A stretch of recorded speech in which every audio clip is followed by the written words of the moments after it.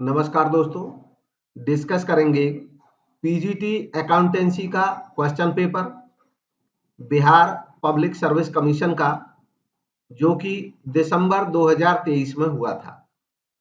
Subject से related accountancy के questions को हम डिस्कस करेंगे इस वीडियो में। पहला क्वेश्चन है, इससे पहले जो क्वेश्चंस हैं 70 तक वो जनरल जीएस वगैरह के हैं। हम केवल सब्जेक्ट रिलेटेड क्वेश्चंस को डिस्कस करेंगे। The qualitative characteristics of accounting is, accounting की क्वालिटेटिव कैरेक्टरिस्टिक्स इनमें से हैं। सही जवाब है ऑप्शन सी, रेलिवेंस। मैं डायरेक्ट आंसर बोलूंगा और फिर आंसर को एक्सप्लेन भी करूंगा। पॉज करके आप आराम से अटेम्प्ट करके चेक कर सकते हैं अपनी परफॉर्मेंस के लिए। तो क्वालिटेटिव कैरेक्टरिस्टिक्स होती क्या है? अकाउंटिंग की ऐसी कैरेक्टरिस्टिक जो उसकी क्वालिटी के बारे में बताती हैं, उसको क्वालिटेटिव बनाती हैं, उनको क्वालिटेटिव कैरेक्टरिस्टिक्स कहते हैं। इसमें जो मेजर कैरेक्टरिस्टिक्स हैं, रिलायबिलिटी होनी चाहिए अकाउंटिंग में, अंडरस्टैंडेबिलिटी होनी चाहिए, रेलिवेंस होना चाहिए और कंपेरेबिलिटी होनी चाहिए। तो रेलिवेंस इसमें सही जवाब है। Next, the main objective of accounting includes, accounting का मेन ऑब्जेक्टिव इनमें से कौन सा है यह बताना है। गिवन ऑप्शंस में सही जवाब है option D, more than one of the above. तो अकाउंटिंग का जो मेन ऑब्जेक्टिव है, सिस्टमैटिक रिकॉर्ड रखना, ये भी ऑब्जेक्टिव है। प्रॉफिट या लॉस कैलकुलेट करना भी ऑब्जेक्टिव है। डेपिक्ट करना फाइनेंशियल पोजीशन को, ये भी ऑब्जेक्टिव है। तो तीनों ही इसके ऑब्जेक्टिव्स हैं, इसलिए डी सही जवाब है। Next, which of the following is not a branch of accounting, इनमें से कौन सा अकाउंटिंग का एक ब्रांच नहीं है। गिवन ऑप्शंस में सही जवाब है ऑप्शन बी, फाइनेंशियल मैनेजमेंट। ये फाइनेंशियल मैनेजमेंट लिखा हुआ है, अगर फाइनेंशियल अकाउंटिंग होता तो वो भी ब्रांच होता अकाउंटिंग का। अकाउंटिंग के ब्रांचेज में financial accounting, management accounting, cost accounting, ये मेजर ब्रांच हैं, ट्रेडिशनल ब्रांचेज हैं। और अब नए नए ब्रांचेज भी आ रहे हैं जिनमें शामिल कर दिया जाता है human resource accounting, inflation accounting etcetera को। तो इसमें बी इसका सही जवाब है। Next, which of the following is a fixed asset, इनमें से कौन सा एक फिक्स्ड एसेट है। सही जवाब है option E, none of the above, इनमें से कोई नहीं।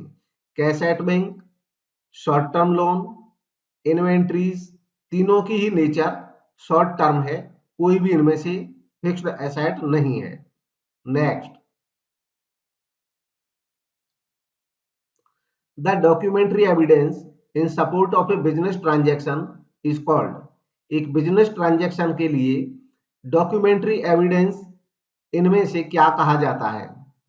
गिवन ऑप्शंस में सही जवाब है ऑप्शन सी, वाउचर। वाउचर एक एविडेंस होता है किसी ट्रांजैक्शन का। The features of assets include, assets के फीचर्स में इनमें से क्या शामिल है, यानी कि कौन कौन से एसेट के फीचर्स हैं यह बताना है। सही जवाब है option D, more than one of the above, एक से ज्यादा इनमें से एसेट के फीचर हैं। एक एक करके देखते हैं।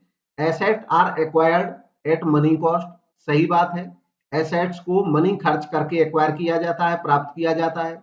Assets are owned by the business, सही बात है, एसेट बिजनेस के ओनरशिप में होते हैं। Next, asset are valuable resources, ये भी सही है, एसेट्स एक वैल्यूएबल रिसोर्स होते हैं। तो डी इसका सही जवाब हो गया। Next, which of the following is the theory base of accounting, इनमें से कौन सा अकाउंटिंग का थ्योरी बेस है। सही जवाब है option D, more than one of the above. Theory base का मतलब होता है कि जो अकाउंटिंग है, किसी भी चीज के दो मेजर एलिमेंट होते हैं, एक तो थ्योरी और दूसरा उसका प्रैक्टिस।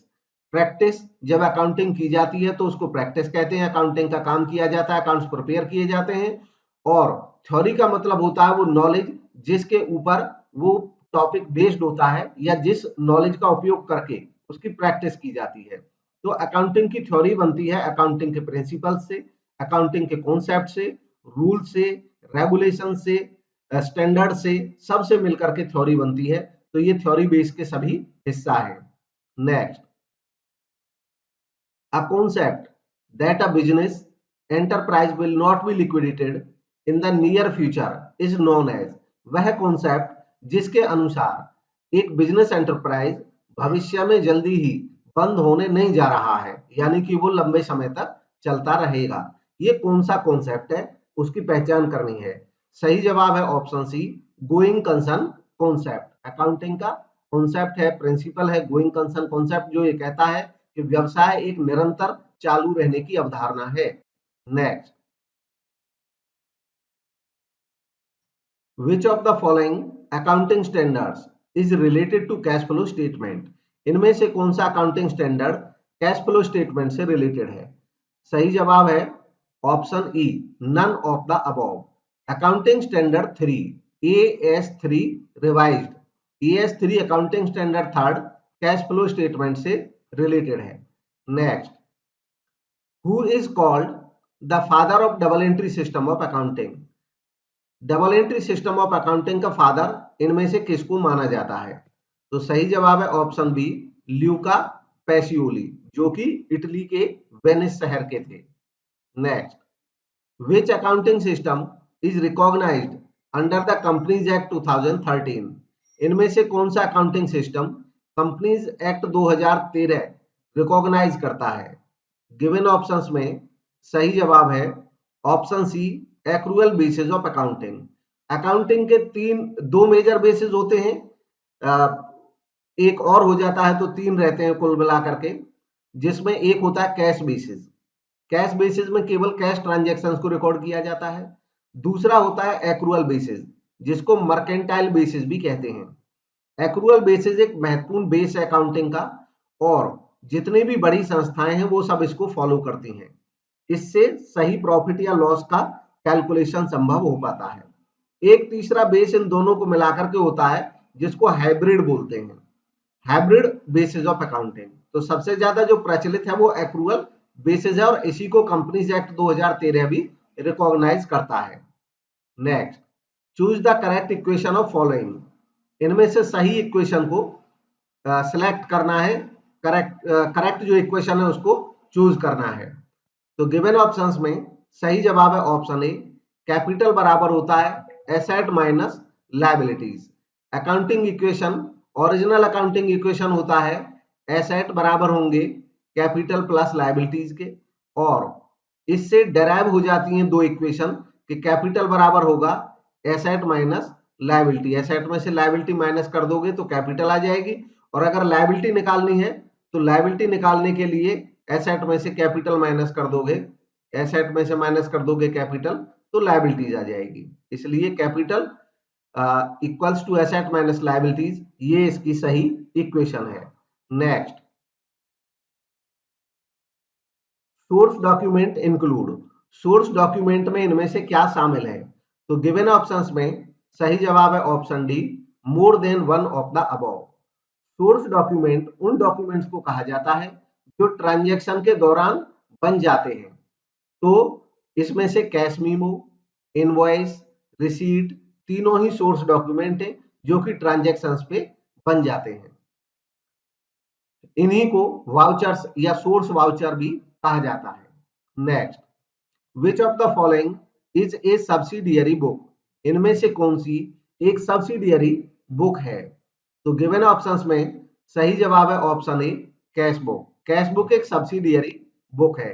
दरअसल जर्नल जो होता है वो एक प्राइमरी बुक होता है, और जर्नल की सब्सिडरी बुक्स में cash book, purchase book, sales book, purchase return book, sales return book, bills payable book, bills receivable book, ये सब जर्नल की सब्सिडियरी बुक्स कही जाती हैं। Next, the book in which the transaction is recorded for the first time is called, वह book जिसमें किसी transaction को सबसे पहले रिकॉर्ड किया जाता है उसको क्या कहते हैं। गिवन ऑप्शंस में सही जवाब है ऑप्शन सी, जर्नल। जर्नल वो बुक है जिसमें ट्रांजैक्शन को सबसे पहले वाउचर्स के आधार पे रिकॉर्ड किया जाता है।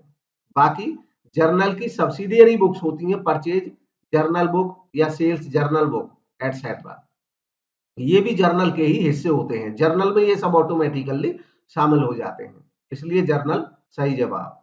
Next, ledger is a, ledger है इनमें से क्या? तो गिवन ऑप्शंस में सही जवाब है option A, principal book of accounting. Ledger को प्रिंसिपल बुक भी कहा जाता है और लेजर को सेकेंडरी बुक भी कहा जाता है। जर्नल प्राइमरी बुक कहलाता है। नेक्स्ट,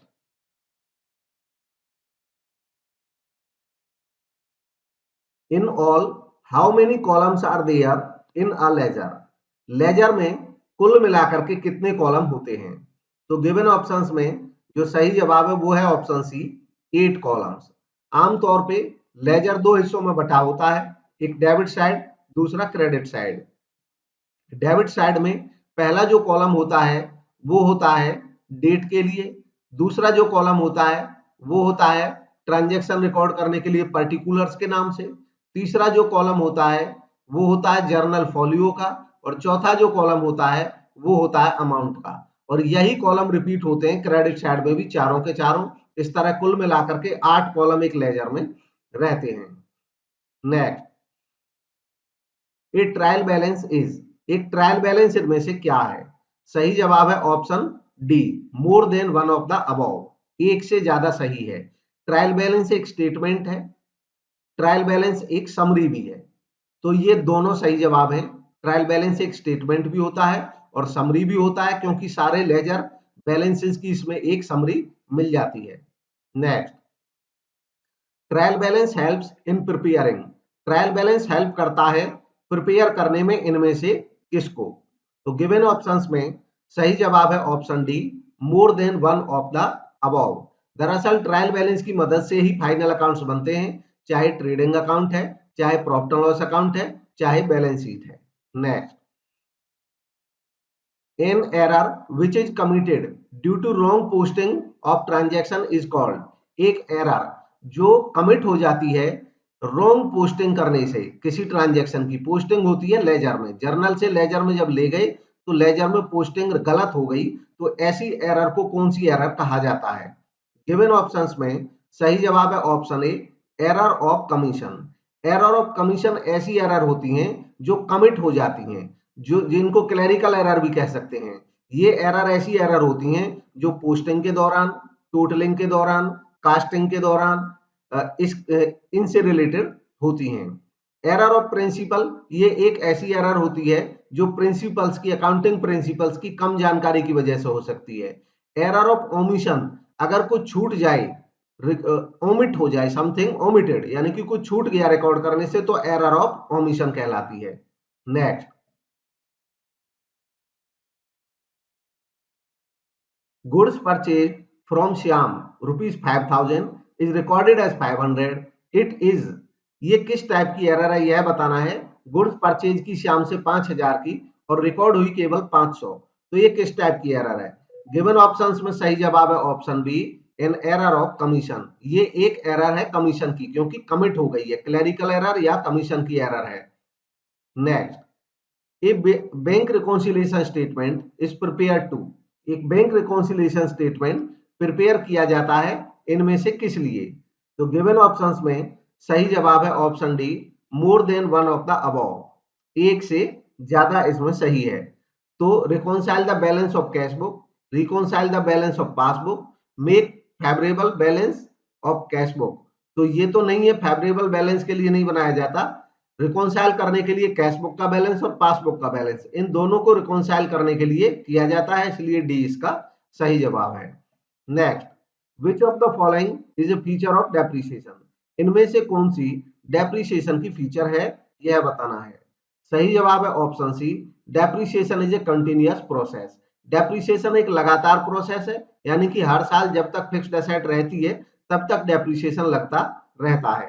ये दोनों स्टेटमेंट सही नहीं है, क्योंकि ना तो कैश एक्सपेंस है, इसमें कहा है कि ये कैश एक्सपेंस है और ये गलत है, और डेप्रिसिएशन एक फ्यूचर कॉस्ट है, ये भी गलत है, ये फ्यूचर कॉस्ट नहीं है, ये एक्सपायर्ड कॉस्ट है। Next, depreciation arises due to, depreciation arise होता है इनमें से किस कारण से? तो गिवन ऑप्शंस में सही जवाब है option D, more than one of the above, एक से ज्यादा सही है। Depreciation wear and tear asset के टूट फूट की वजह से भी होता है। ऑब्सोलेसेंस किसी एसेट के अप्रचलन होने से भी होता है। कांस्टेंट यूज ऑफ एसेट लगातार एसेट को यूज करने से भी उसकी कीमत में कमी आती है। तो ये सभी कारण है। Depreciation is charge on, depreciation charge किया जाता है इनमें से किस पे? तो गिवन ऑप्शंस में सही जवाब है option E, none of the above, इनमें से किसी पे भी नहीं। लैंड डेप्रिसिएबल होती नहीं है, लैंड की कीमत में कमी नहीं आती है। करंट एसेट्स पे डेप्रिसिएशन चार्ज नहीं होता है और इंटेंजिबल एसेट पे, जो इंटेंजिबल एसेट होती हैं उन पे डेप्रिसिएशन नहीं होकर के जिसको एमोर्टाइजेशन बोलते हैं, amortisation. Next, a machine costing rupees 1 lakh has a scrap value of rupees 10,000, एक मशीन जिसकी कॉस्ट 1 लाख रुपए है, स्क्रैप वैल्यू 10,000 रुपए है। आफ्टर 5 ईयर्स, 5 ईयर के यूज के बाद, the rate of depreciation charge under straight line method will be, rate of depreciation क्या होगा अगर स्ट्रेट लाइन मेथड वो अपनाते हैं तो देखिए 1 लाख की कॉस्ट थी, 5 साल यूज करने के बाद भी 10,000 इसकी कीमत बच जाएगी, यानी कि टोटल 90,000 रुपीज एसेट की कीमत कम हो जाएगी 5 साल के दौरान। तो 90,000 को 5 से डिवाइड करेंगे तो एनुअल डेप्रिसिएशन आ जाएगा, 5 से डिवाइड करने पे आ जाएगा 18,000, तो 18,000 रुपए हर साल डेप्रिसिएशन लगेगा। अब 18,000 की परसेंटेज निकालनी है हमें एसेट की ओरिजिनल कॉस्ट पे, एसेट की ओरिजिनल कॉस्ट है 1 लाख रुपीज, तो बस इसका परसेंटेज निकल आएगा 18,000 अपॉन 1 लाख इंटू 100 करके, ऐसा करके इसका हम वैल्यू निकाल देंगे और ये आ जाएगा टोटल 18, यानी कि 18%, 18% ए इसका सही जवाब होगा। Next, when the amount of depreciation is transferred to profit and loss account, which account is debited, जब डेप्रिसिएशन को ट्रांसफर करते हैं पी एंड एल अकाउंट में तो कौन सा अकाउंट डेबिट होता है? तो देखिए गिवन ऑप्शंस में जो सही जवाब है वो है option C, profit and loss account. जब डेप्रिसिएशन चार्ज होता है एसेट पे तब तो एंट्री होती है depreciation account debit to asset, asset credit होता है और डेप्रिसिएशन डेबिट होता है। फिर उसको पी एंड एल अकाउंट में जब ट्रांसफर करते हैं तो P and L account debit होता है और डेप्रिसिएशन अकाउंट क्रेडिट होता है। Next, bank reconciliation statement is prepared by, bank reconciliation statement prepare किया जाता है किसके द्वारा? तो गिवन ऑप्शंस में सही जवाब है option B, account holder of the bank, bank में जिसका अकाउंट होता है वो बैंक रिकॉन्सिलिएशन स्टेटमेंट बनाता है अपनी कैश बुक का और अपने बैंक अकाउंट का मिलान करने के लिए। Next, provision is made for, provision बनाया जाता है किसके लिए? तो गिवन ऑप्शंस में सही जवाब है ऑप्शन ए, नॉन लायबिलिटी, जो लायबिलिटी नॉन होती है और उसका जो खर्चा होता है वो अननोन होता है, अनसर्टेन होता है, उसके लिए प्रोविजन बनाया जाता है। Next, creation of provision, given options में से कौन सा सटीक है यह बताना है। तो गिवन ऑप्शंस में सही जवाब है option A, strengthens the financial position of the firm, provision बनाने से बिजनेस की जो फाइनेंशियल पोजीशन है वो स्ट्रेंथन होती है, क्योंकि प्रोविजन से जो आने वाले समय में लॉस होने वाला है या कोई लायबिलिटी बनने वाली है उसके लिए पहले ही अमाउंट बचा के रख ली जाती है, इससे फाइनेंशियल पोजीशन स्ट्रांग होती है। Next, which of the following is an example of provision, इनमें से कौन सा प्रोविजन का एक एग्जांपल है? सही जवाब है option D, more than one of the above, एक से ज्यादा। प्रोविजन फॉर डेप्रिसिएशन यह भी प्रोविजन है, प्रोविजन फॉर डाउटफुल डेट्स भी प्रोविजन है, प्रोविजन फॉर टैक्सेशन भी प्रोविजन है। इनके तीनों का कारण बताता हूं। प्रोविजन की फीचर होती है कि प्रोविजन बनाया जाता है होने वाली लायबिलिटीज के लिए या होने वाले लॉसेस के लिए जिनकी अमाउंट अनसर्टेन हो। जैसे डेप्रिसिएशन, ये तय बात है कि डेप्रिसिएशन लगना है, अब डेप्रिसिएशन एक्चुअल में कितना होगा, कितना बैठेगा, ये लास्ट में पता चलता है, इसलिए इसके लिए डेप्रिसिएशन के लिए प्रोविजन बनता है। डाउटफुल डेट्स के लिए, क्योंकि डेट अगर हमारे हैं तो संभावना रहती है कि उनमें से कुछ डूब सकते हैं जिसकी अमाउंट अभी अनसर्टेन है, तो इसके लिए भी प्रोविजन बनेगा। और टैक्सेशन, टैक्सेशन के लिए भी, क्योंकि टैक्स का हमें ईयर एंड पे जाके हमें पता चलेगा कि टैक्स एक्चुअल में कितना हुआ, पहले से हम प्रोविजन बनाते हैं तो उसका हमें ये पता है टैक्स तो देना पड़ेगा, बट अमाउंट सर्टेन जो होगी वो ईयर एंड पे ही पता चलती है, तो इसके लिए भी प्रोविजन बनता है।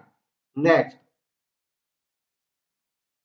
Reserves are created to, reserve create होते हैं किसके लिए? सही जवाब है option C, strengthen the financial position of the business.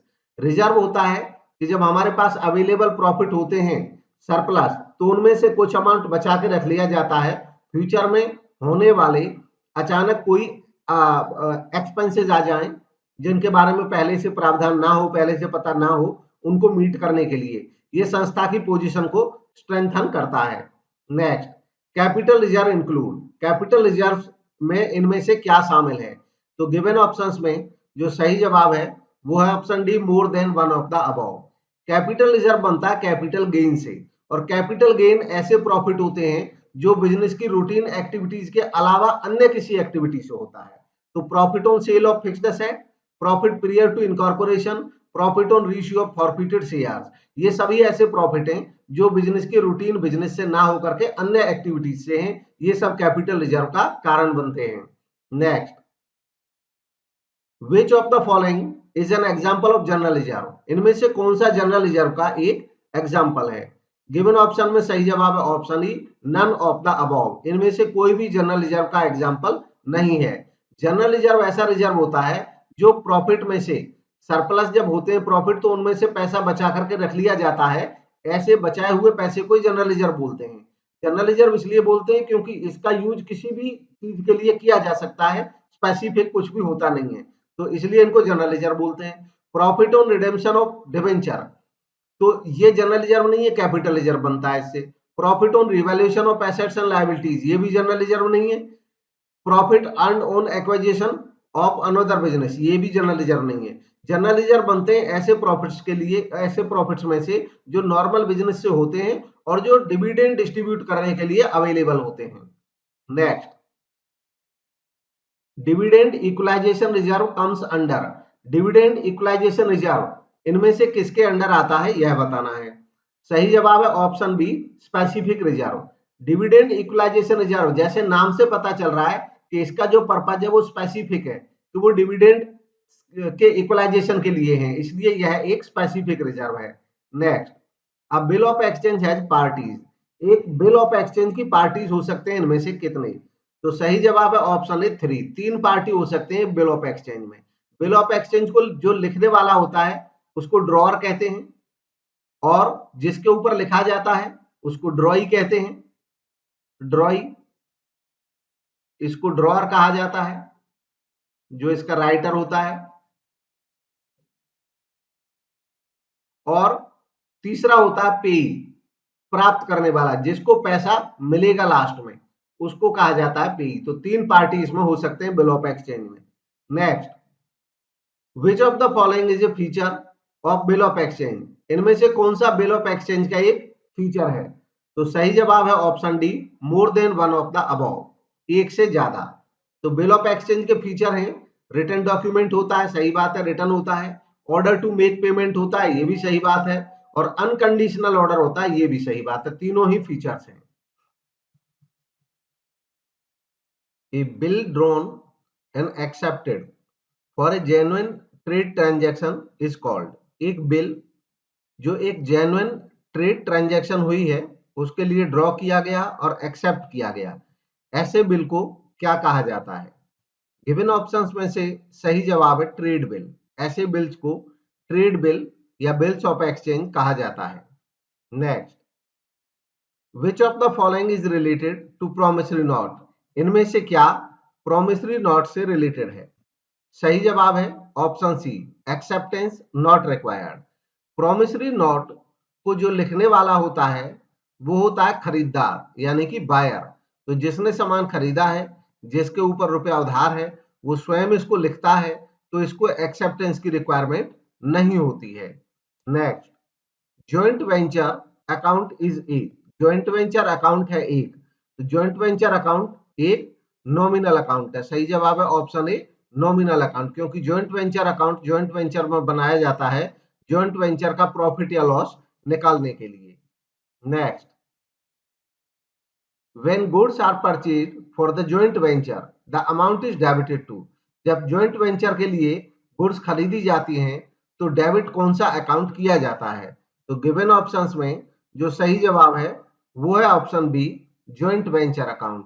इसकी एंट्री होती है joint venture account debit to joint bank account. Next, payment on average due date results in loss of interest to.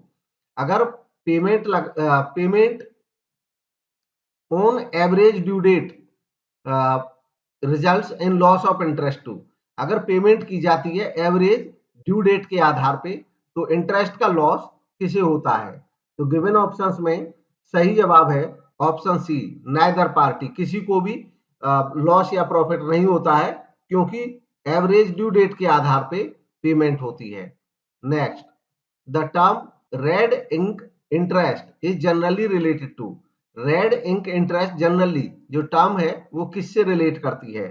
तो गिवन ऑप्शंस में सही जवाब है option C, account current. Account current जहां पे सेलर बायर लगातार आपस में लेन देन करते हैं तो ऐसे अकाउंट्स को मेंटेन करने के लिए बनता है और उसमें ड्यू इंटरेस्ट को दिखाने के लिए रेड इंक इंटरेस्ट यूज किया जाता है टर्म।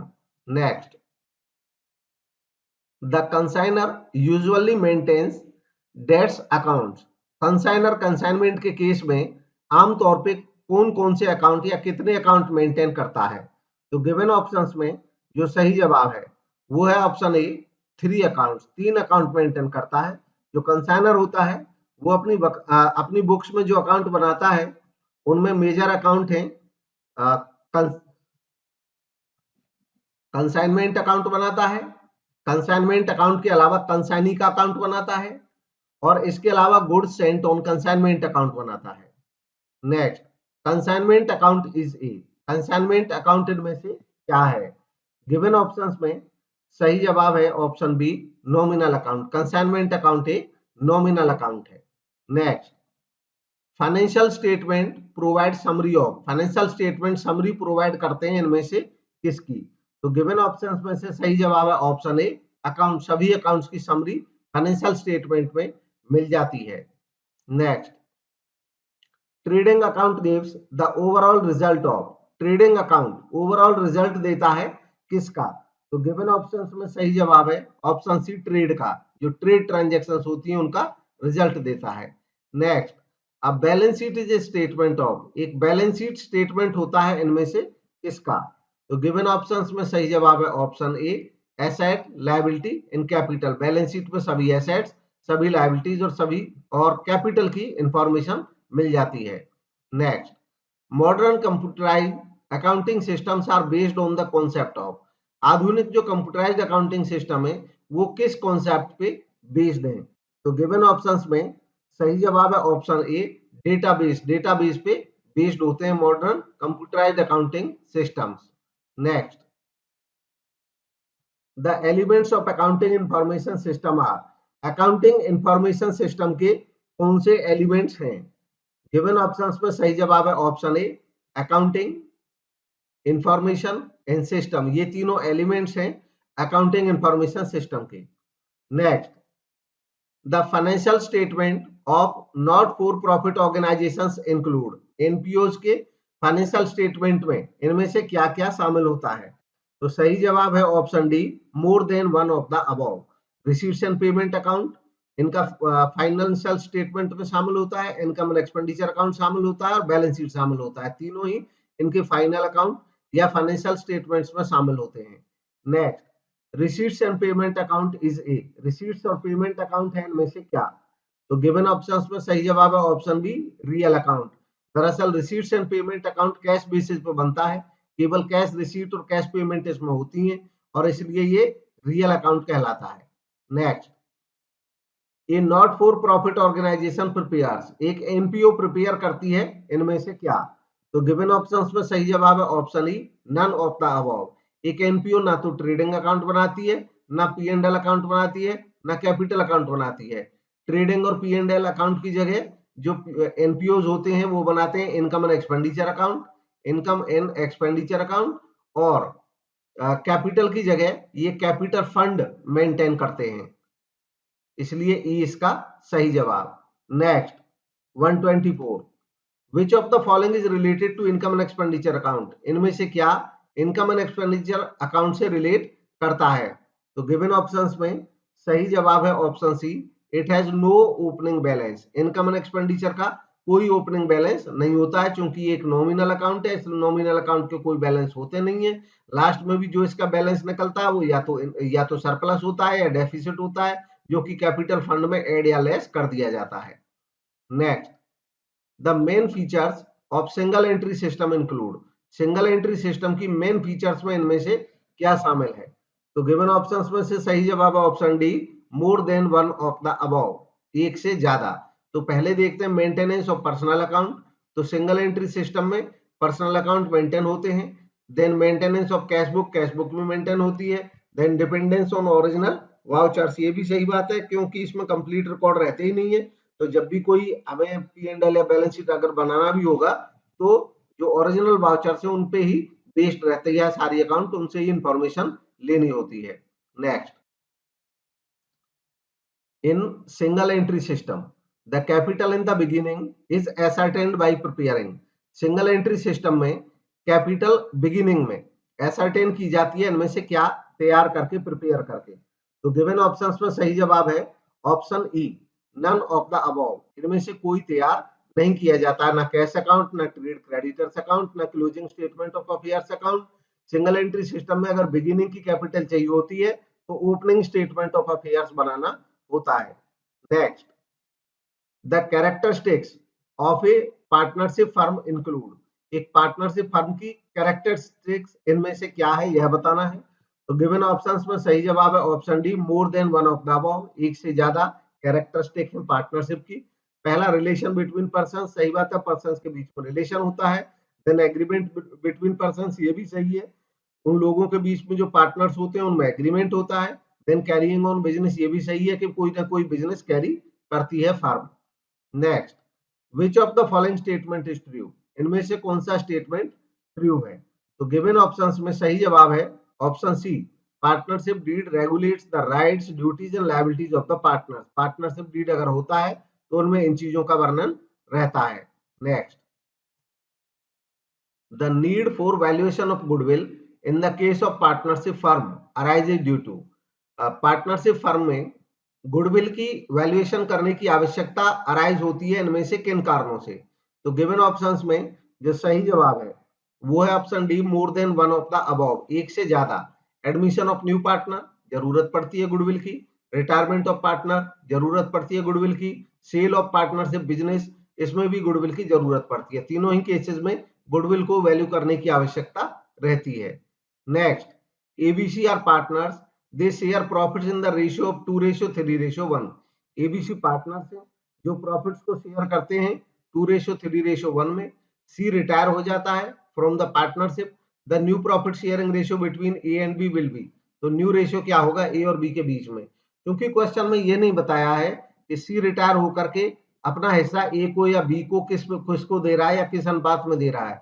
तो ऐसे केस में ये माना जाता है कि जो रिमेनिंग पार्टनर्स हैं उनका करंट रेशियो आगे भी जारी रहेगा, एज इट इज रहेगा। तो गिवन ऑप्शंस में जो सही जवाब है वो कोई है नहीं इनमें से 2:3, और इसलिए इसका सही जवाब हो जाएगा option E, none of the above. Next, in the event of death of a partner, एक पार्टनर की डेथ की केस में the accumulated profits are shared by the partners in their, accumulated profits partners के द्वारा share किए जाते हैं किस रेशियो में। तो गिवन ऑप्शंस में सही जवाब है option B, old profit sharing ratio में शेयर जो है प्रॉफिट जो है वो शेयर किए जाते हैं बाकी पार्टनर्स के द्वारा। पार्टनर की चाहे डेथ हो या रिटायरमेंट हो, सभी पार्टनर्स को पुराना प्रॉफिट पुराने रेशियो में बांटा जाएगा, क्योंकि वो भी तब पार्टनर था। तो जो एक्यूमुलेटेड प्रॉफिट्स हैं वो पुराने रेशियो में सभी पार्टनर्स को बांटे जाएंगे। Next, the valuation of goodwill is influenced by, goodwill का वैल्यूएशन इन्फ्लुएंस होता है, प्रभाव पड़ता है उस पे इनमें से किसका। तो गिवन ऑप्शंस में सही जवाब है option E, none of the above, इनमें से किसी का प्रभाव नहीं पड़ता है। A and B are partners in a firm, A और बी पार्टनर्स हैं एक फर्म में। They share profits in the ratio of 3:2, वो प्रॉफिट्स को 3:2 में बांटते हैं।